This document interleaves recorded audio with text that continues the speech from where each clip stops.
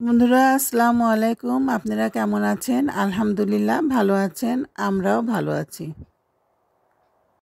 দূরের ও কাছে যে যেখান থেকে আমার ভিডিওটি দেখছেন সবাইকে আমার আন্তরিক প্রীতি ও শুভেচ্ছা জানিয়ে শুরু করছি আমি আরেকটি নতুন ভিডিও।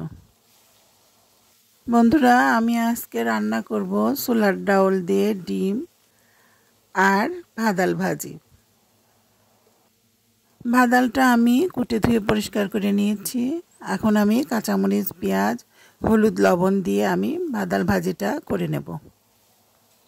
এই ভাজিটা ভাত, রুটি সব কিছু দিয়েই ভালো লাগে।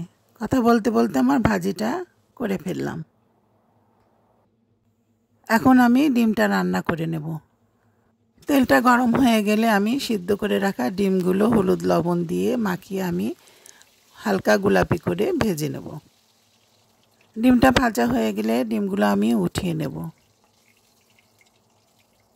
সেই তেলের মধ্যে আমি 2টা ডিম সুন্দর করে ভেজে নেব। এই ভাজা ডিমের মধ্যে আমি সব রকম মশলাই দিই।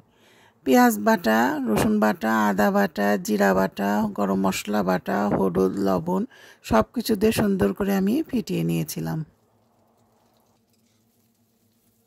বন্ধুরা, সবাই ভালো থাকবেন, সুস্থ থাকবেন আর আমার জন্য দোয়া করবেন।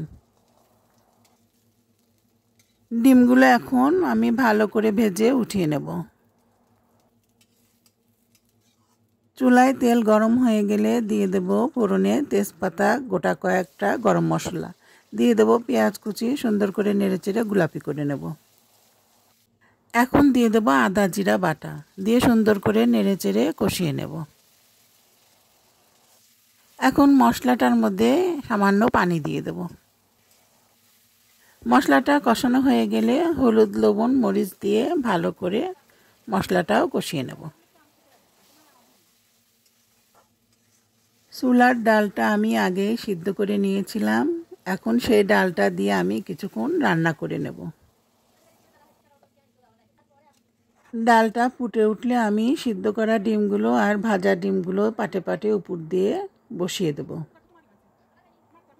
বন্ধুরা, আমার রান্না আপনাদের কাছে কেমন লাগে অবশ্যই কমেন্ট করে জানাবেন। ভালো লাগলে লাইক, কমেন্ট, শেয়ার করে আমার পাশেই থাকবেন। তরকারির ঝাল লবণটা আমি একটু দেখে নেব। নামানোর আগ দিয়ে আমি কিছু গোলমরিচের গুঁড়া দিয়ে দেব। বন্ধুরা, আমার রান্নাটা হয়ে গেছে। আজকে আমি চলে যাচ্ছি।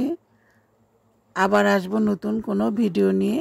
আপনারা আমার জন্য দোয়া করবেন। আসসালামু আলাইকুম।